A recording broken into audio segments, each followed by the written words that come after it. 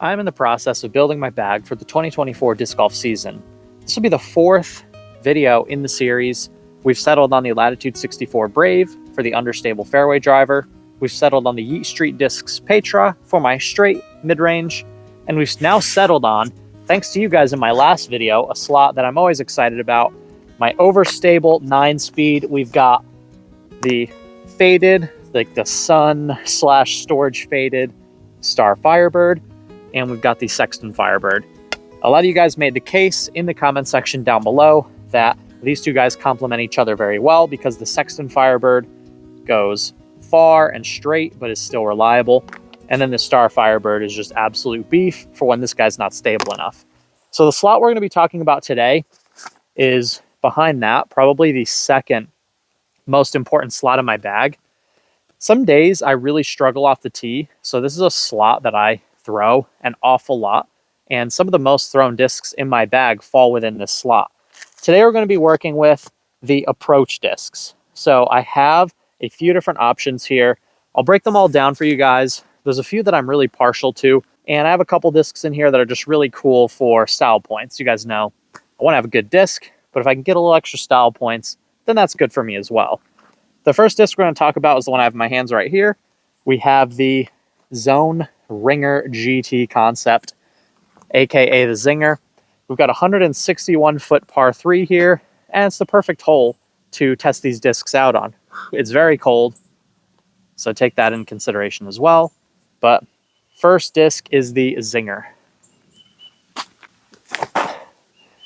Nice and straight. And you'll notice I release a lot of these on a slight anhyzer.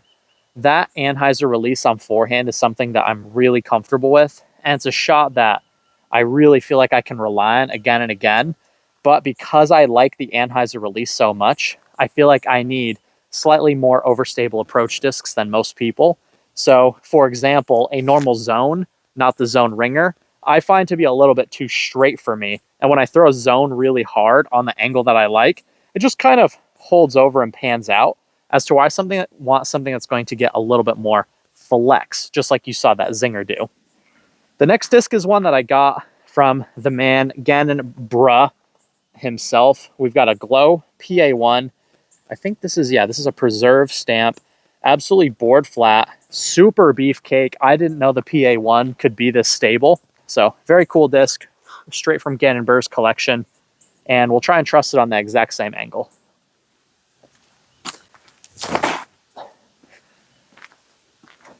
Another absolute beaut, flying very similar to the Zinger, a little bit different feel in hand. Obviously, the Zinger has that little thumb track action on top because it's got a ringer top. But let's go into the next disc. We've got two of these. We have the Prodigy A2. So we actually have two Prodigy discs in the bag today, which is actually surprising for me because I typically don't bag much Prodigy. So the A2 has always been, in my mind, one of the goats of upshot discs. And now that Gannon is throwing Discmania, I think this is the disc he is going to miss the most because Discmania does not have an amazing approach disc. I think that's going to be one of the first things that they come out with in the Gannon line. But I've got an Isaac Robinson A2, and then I've got this old purple NSW Open 2018 A2. And the purple A2s were always, to me, the most overstable. So this is a disc that's been in and out of my bag for a long time. And it's a disc that I really enjoy throwing. And the A2 is just so stable, I can really flex it. This is an upshot disc that you can really trust.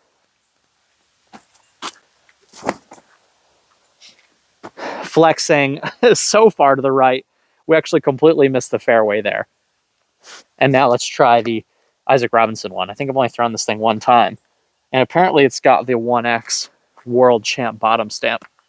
So that's actually pretty cool as well.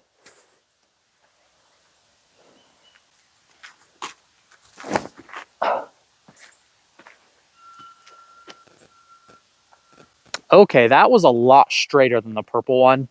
So those two could be a potential 1-2 punch that could make a lot of sense. The black one being a little bit more straight, and the purple one being that super dumpy, skippy, overstable one. Now, this is probably my favorite disc that I have in the lineup today. We have the Loft Discs Neon. This disc features an extremely unique, super deep puddle top. And the profile of this thing feels absolutely incredible. It flies so slow. The flight numbers being 3103. They fly very true to flight. Loft Discs came out with an absolute beaut of an upshot disc. I think the only downside is it doesn't have quite as much fade as some of the others. So it's a kind of a different style of approach disc, but it has all of the stability and torque resistance. But if you want something that really swings at the end, then this probably doesn't do that quite as much. This, for me, seems to fly a little bit straighter than some of the rest. But when it comes to all these discs, this one is my favorite.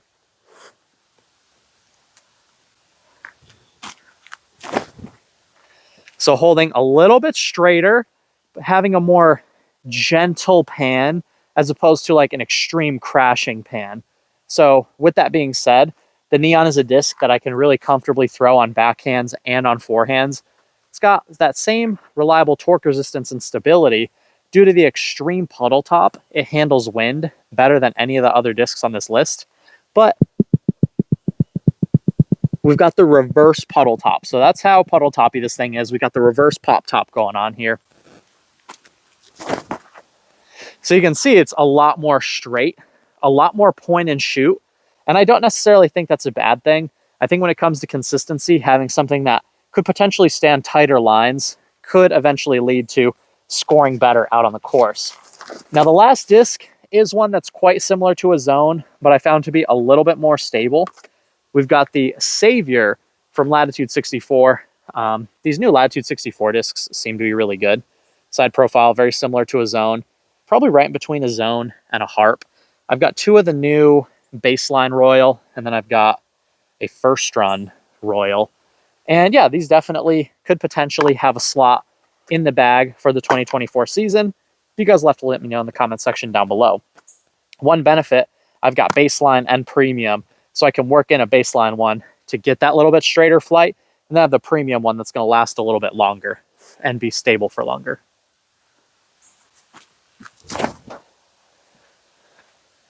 Definitely a nice flight. Hit the tree stump. That was kind of cool. We'll go one more Baseline, and then we'll go Royal Plastic. And it's freaking freezing out right now. Putting it on a little bit of Anne, you can see staying a little bit straighter than some of the rest. Very similar to the Isaac Robinson A2. And then we've got the Royal Savior First Run. And then obviously, I didn't even remember. I just found this today in one of my bins. I knew I had this. I wasn't sure if I still had it, but apparently I have a First Run. So style points for that.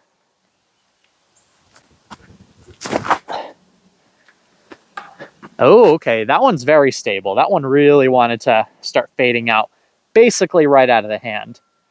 So anyway, guys, that is all of my potential upshot discs for the 2024 disc golf season.